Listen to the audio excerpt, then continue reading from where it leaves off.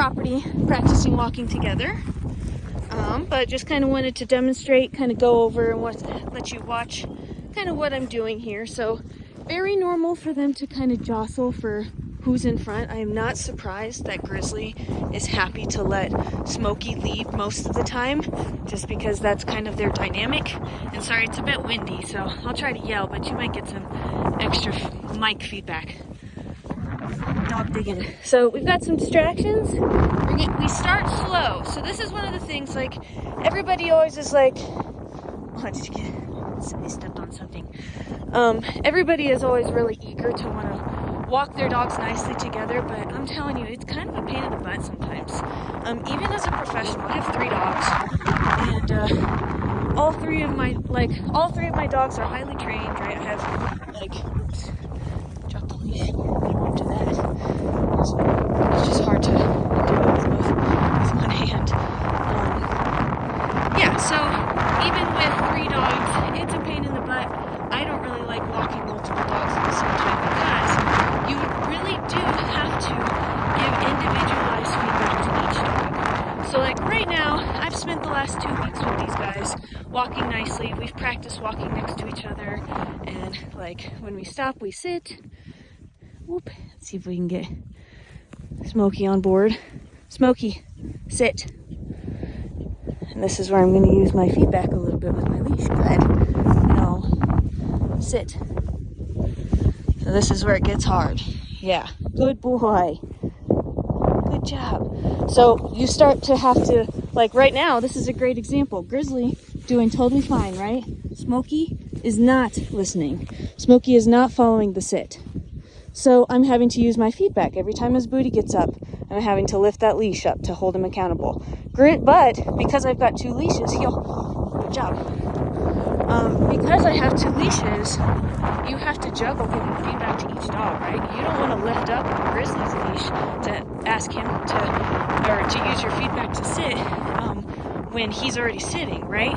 So that's where the struggle starts to come in. Is, like I said, when you want to go on a walk and you just want them to just be dogs and like run around and stuff, and you know, just walk, put them in their harnesses, and don't expect them to do anything. But if you want to have a nice walk and you want to hold them accountable, have something around their neck so you can give them feedback. I really like a slip lead, like what I've got on these guys right here. Hold on. Sit. Good. No, sit. Yeah, Smokey is always going to be the one that is a lot more independent. Sorry for the dizzying. Sit. Good. So you're going to have to hold them individually accountable, right? Smokey, sit. Good. Heel. Yes. On that note, I honestly would say, if your husband has been watching, or your older daughter or whatever, if you feel like they can provide feedback, then if you want to take a walk to practice walking nicely, give one dog to somebody else and you take 1 dog. That way you can kind of learn, because I am pretty good, like, I don't know if you can go back and kind of watch my hands and what I'm doing, the feedback I'm giving to each dog as they get a little bit ahead, right? But I'm experienced. I've been doing this for a long time. And because I have 3 dogs, I'm used to giving feedback to 3 dogs, right? So I'm used to being able to juggle those dogs. It's not fun.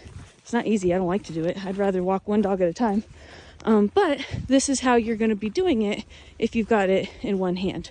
Now, some people will prefer to have like their dogs walk on opposite sides. If you want to do that, totally fine. Just put 1 dog on one side and 1 dog on the other. You're still going to have to provide feedback. And that's for the rest of their life with everything, right? With potty training, with, I have hair in my mouth, sorry. Potty training, with leash walking, all that stuff. It all has to be followed up. You have to maintain it their whole life. It's a skill. It's a muscle. Training is a muscle. So right now we're making that muscle really, really strong. If they go home and they never see that muscle, or they never use it, then you're going to have like fallout, right? Your dogs are just going to start losing their training because they're not working out that muscle. That muscle's not so strong anymore. So, no, quiet. So I started to get whining because we're heading back to the house. And you're going to get that too. We don't go when we whine.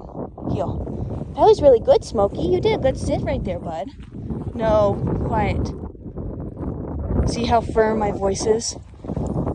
I want it to mean something. I want them both to recognize, like, okay, Heather means business. Good.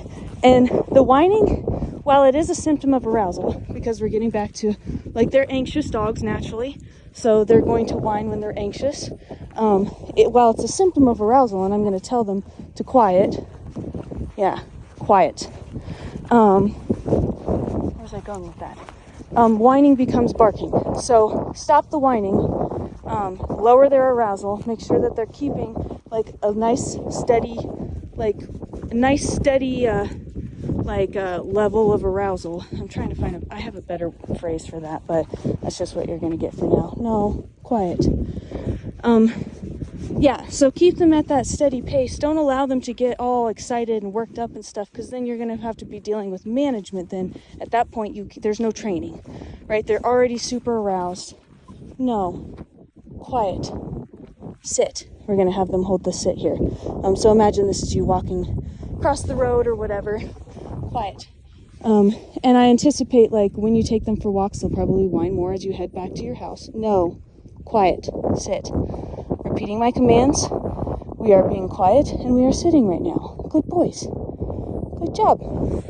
So that's kind of my spiel on walking two dogs together. Go back and look at how I'm using the leash to provide feedback there along the way. How, like, I am quiet.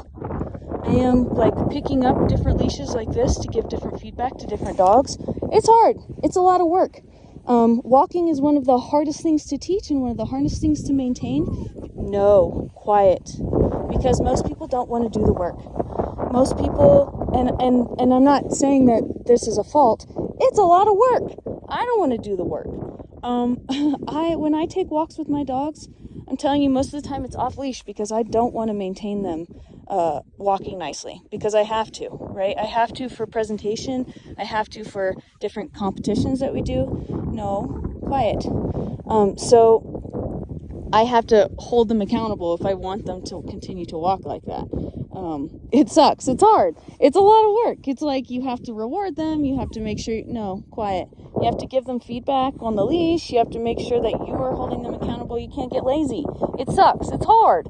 It's a lot of work, and especially with two dogs, especially with two little anxious dogs. So that's what I got. Like, I guess the point of it is quiet. Give yourself some credit. Whenever you come home, you're going to struggle with both of them. I'm telling you, both of these dogs are super manipulative. So they're going to come home and they're going to press all the buttons they can. And they're going to say, I spent all that time with Heather. I didn't learn a damn thing. And you're going to go, what the heck did I pay for all this training for? Because they're going to give you a run for your money sometimes. Quiet, Grizz.